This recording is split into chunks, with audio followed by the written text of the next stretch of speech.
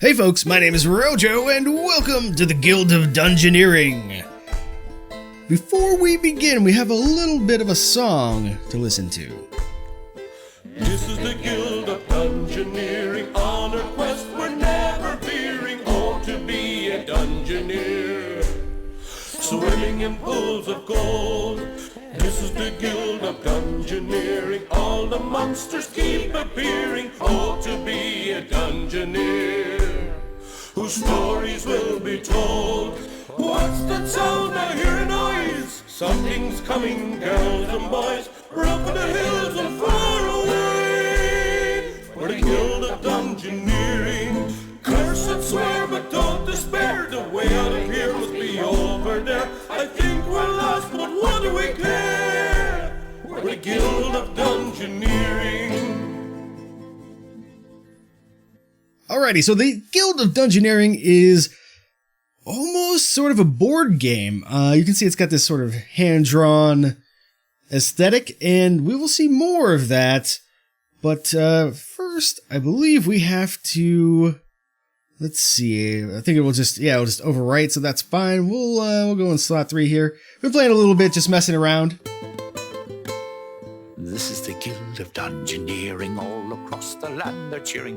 Oh, to be a Dungeoneer, chasing fame and glory. The Ivory League of Explorers, the noblest, most virtuous guild in the land. Ah, those insufferable jerks. I'll show them. They won't think me so grossly incompetent when I have my own guild. I've bought a small hall in the bad part of town with the gold I borrowed from them. I've staked out a dungeon that's ripe for the picking. I've even found a chump who can do all the dirty work while I sit back and watch the coins roll in. Like my father always told me, there's always someone stupider than yourself. Well, he never really said it to me. Actually, he said it to everybody but me. Hey, wait a minute. So this is one of the two phases of the game. Basically, the whole idea of the game is that we are the leader of this Guild of Dungeoneering, and we need to sort of guide our heroes through various dungeons in search of, wealth, really. The one that's always left behind, the solitary lump, the pawn who's fodder for the grind, the sorry little chump. Okay, so we can actually rename our Dungeoneers as well, which is pretty cool. We'll call this lady Chili the Chump. And I think we're about ready to go on our first adventure. The game's going to be in tutorial mode for probably most of this episode. I'm going to try to keep these episodes fairly short. So as you can see now, we've got this map that we can explore a little bit. New dungeons will unlock as we complete them. First adventure, rats, how original! Squeak, squeak! Everyone's got to start somewhere. We should be entering with Chili the Chump!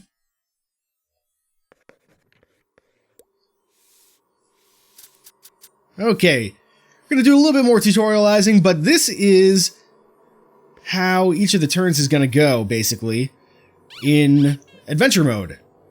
And this is the sort of second half of the game, so to speak, or I guess the main part of the game, and be more accurate. But now we've entered Mortal Kombat with a rubber ducky.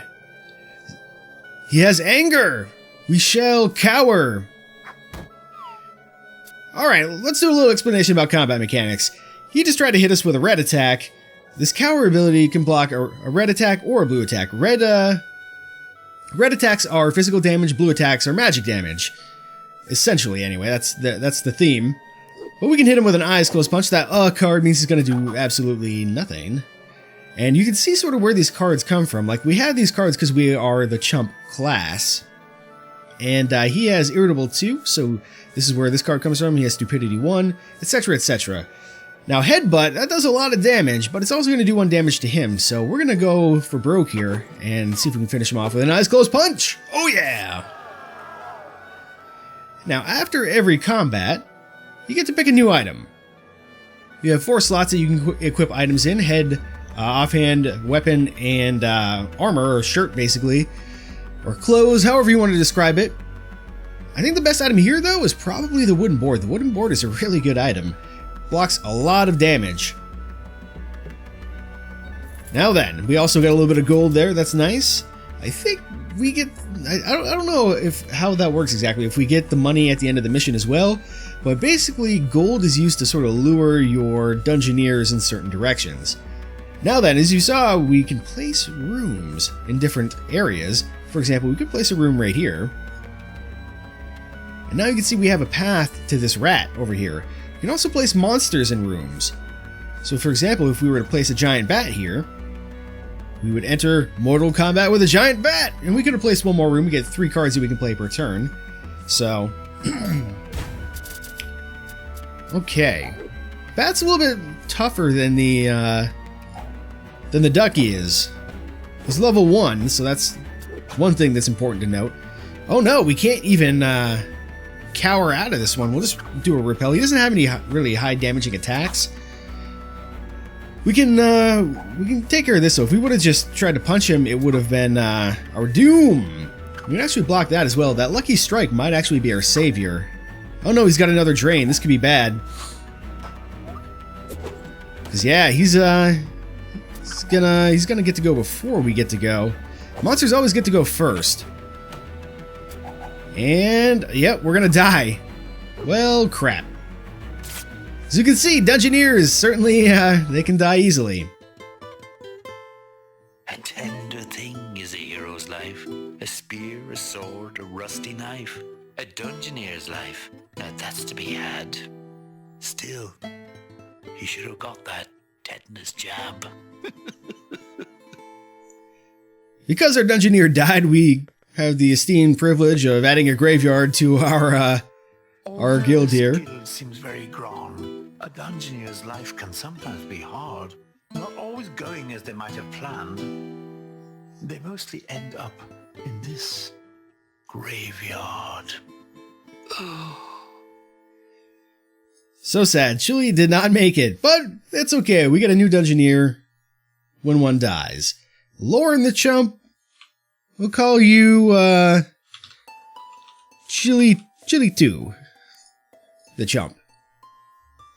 Not very inventive, I know, but let's go exploring again and try not to fail the tutorial mission again, because that would be pretty embarrassing if we did it twice, right?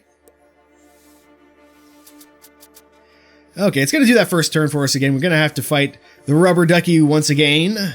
That's okay, though. We can probably swing fighting the rubber ducky. Maybe we won't place a bat this time. The Chump, as you have probably gathered, maybe not the most powerful of Dungeoneers. We'll be able to unlock other ones, different classes of Dungeoneers. And we'll get a lucky hit right away. That's just fine. And he's going to headbutt us, and we're going to finish him off. So that went pretty smoothly.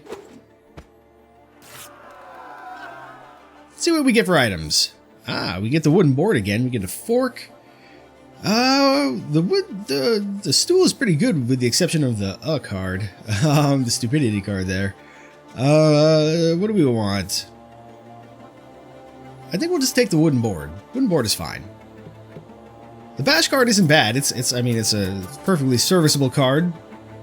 Good, we don't have to fight a bat again. Let's instead go... I guess it doesn't really matter. We only have to defeat 3 monsters here. That's our objective for this particular mission. We'll put a rat here. And we'll put some gold there. That's fine. And as you can see, Chili 2 is quite pleased. Okie dokie. This is a terrible draw. Good lord. Gotta hope for a lucky hit here pretty soon. Because otherwise we're gonna lose this one too. Neurotoxin. Yeah, there's our lucky hit at least. Doesn't matter if we drop those cards, honestly. We actually might need more than a lucky hit, come to think of it. We might just die. We are going to die again. What the shit? This is unprecedented! This is terrible! Across the land from far and wide, they come to the guild and want to fight. Sad to see them sliced and diced. Not only once, but twice. And thrice. This is terrible. Ethan the Chump. No! Chili Tra. Oh no, we can't put it in there. Let's call you Jolly instead. How about that? Jolly the Chump. Go exploring. Let's do this fucking thing. One more time, please, I beg you.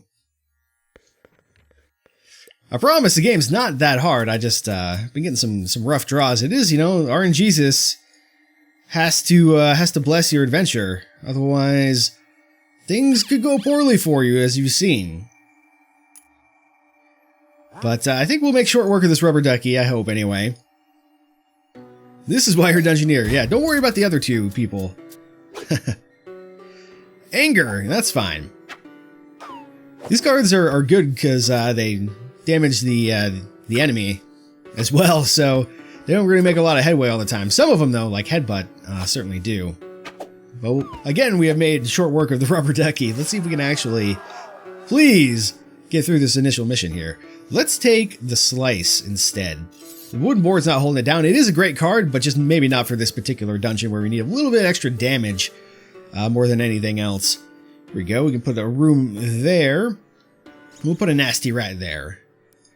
Still gonna defeat 2 more monsters, so we might as well fight rats. Rats are a little bit easier to kill because those bats have 2 drain cards, and that's pretty rough. Slice card coming into effect already, putting us in the lead here, which is quite nice. And we can't block that, so we shall just attack. Yeah, that's what that yellow shield means, basically. If you haven't gathered, we'll just finish him off. The yellow shield means that an attack is unblockable. Important to know. So another thing that's important to know is that when you defeat a monster of your level or higher, you gain a level. Gaining a level means that you get 1 HP. Also, enemies will drop loot of their level, I believe is how that works. So here's a level 1 monster, we get level 1 loot. We're going to go ahead and take this ruffled shirt. That lightning bolt means that this attack will go first in the round, which is useful because usually monsters go first. And that black icon means that we will draw a card in that instance, I believe. Squeak, squeak, squeak! Indeed.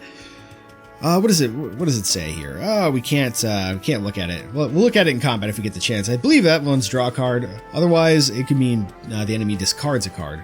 But as you can see, Charlie's gonna go this way. That's fine. Doesn't really matter which way we go here, so. But yeah, this is how the adventures go. You place rooms, place treasure, place monsters until you complete your objective. It's gonna slam us with a neurotoxin right off the bat. I think I'm gonna block that one. Neurotoxin is gonna make us discard a card, as you saw there. We got our lucky hit and our slice. So this should be the end of this adventure, finally. And there's our shift card, so yeah, physical damage, and then draw a card. Excellent. We'll use that next turn. I don't think the rats have anything that will block, so here we go. As you can see, we get to go first. Important to know.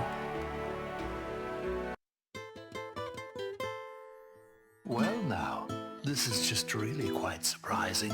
Thanks to you, I've lost a wager. Against all odds, you're surviving. Next time, I hope you find more danger. Yeah, the bard kind of has it out for us a little bit. Cause yeah, I don't know. He's just kind of a dick sometimes. But one thing we can do, we can look at our Dungeoneers here, of course. But we only have the one. We can rectify that by expanding our guild. And we'll probably do this next episode, but just to give you an idea, basically we can get new Dungeoneers. For example, the Hidden Den will give us the Cat Burglar. And each Dungeoneer has their own deck of cards that they work from. Alternatively, we can get some blessings, which give us some buffs for the first couple fights during an adventure. Because we don't retain our levels or our gear or anything, it all gets reset as we go on a new adventure. Because we, the guild master, go and sell all that shit more or less, I assume. And yeah, so we get a mime, we get a bruiser over at the training yard, and we can also get an apprentice at the library. These loot cards, on the other hand, will unlock items that we can get during our adventures. So some of those cards are quite good, quite useful. But anyway, I'll think about which character I want to get next, and we'll go from there. But Appreciate you sticking with the difficulty that we had during this first episode. Losing that tutorial mission a couple times is sort of funny, but hopefully we don't get too much more of that kind of luck. You never know, though. It is, it is a bit of a roguelite after all. But anyway, until next time, my name has been Rojo, and thanks for watching.